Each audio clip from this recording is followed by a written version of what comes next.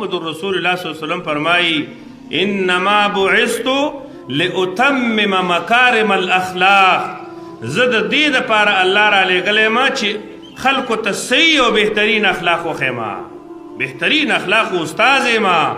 محمد رسول الله صلی الله علیه وسلم د دین استاذ دی، د الله پیغمبر د قرآن هم استاذ دی، خو د الله تعالی پیغمبر د اخلاق هم استاذ دی چې په خلکو کې بهترین اخلاق راولما، زما په امتیانو کې بهترین اخلاق راشي. عزتمندو دا د خپل عمل نه ثابته کړې یم ده چې د محمد رسول الله صلی الله علیه وسلم اخلاق ډېر زیات ښکلي وو. الله قرآن کې د پیغمبر د یو عمل دومره صفت هم نه دی کړی څنګه چې الله رب العالمین د هغه د اخلاقو ذکر کړی دی. وانک لعلی خلق عظیم.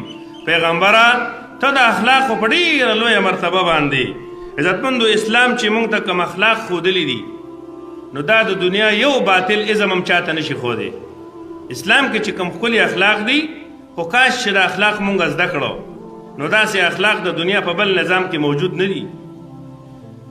سلمان پارسی رضی الله تعالی عنہ باندې یو یهودي اعتراض کړی او هغه اعتراض یې دا کړی چې ستاسو پیغمبر ګوره تاسو ته د اودس ماتي چلم ښیي. هغه وی او الحمدلله موږ ته خپل پیغمبر د اودس ته ماتولو چل ښودلی دی چې ته کله اودس ماتې نو قبلې ته به نه ګورې نه کښېني. دا عادت دی، دا د قبلې بې حرمتي ده. او بیا چې کله اودس وچې نو دا یې راته ښودلي دي چې په ښی لاس باندې به اودس نه وچې، دا به په ګس لاس باندې وچې، ځکه چې دا ښی لاس دا د عزت لاس دی، دا د خوراک دپاره دی، دا د نیکۍ دپاره دی. دا ګس لاس هم ستا لاس دی، خو د اودس ته وچولو دپاره تا ته د الله حکم دی او د شریعت چې دا به ګس لاس استعمالوي. عزتمندو د ایمان نه وروستو د بنده په د میزان په تله کې چې کوم وزندار شی دی نو هغه صرف او صرف بهترین اخلاق دي. چې د چا اخلاق څومره ښکلي دي دومره به د دې نارینه او زنانه د قیامت په ورځ باندې د نیکو تله درنوي. الله دې زموږ د نیکو تلې درنې کړي. خو دا خو به هله درنېږي چې اخلاق هم ښکلي شي، وزندار شي. د میزان په تله کې عزتمندو دا بهترین اخلاق دي. او د اخلاقو په بعضې خلکو خانداني څنګه خانداني د خاندان نه د هغې بهترین اخلاق را رواني. په پلار کې اخلاق یې د هغه نه مخکې د هغه په پلار کې وو، بیا په بچو کې او دا داسې منتقل کېږي.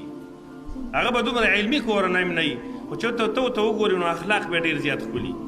او څه اخلاق چې دي نو عزتمندو دا زده کېږي، دا اخلاقو زده کېږي چې په بهترین ماحول کې ته پاتې شي نو دا زده کېږي.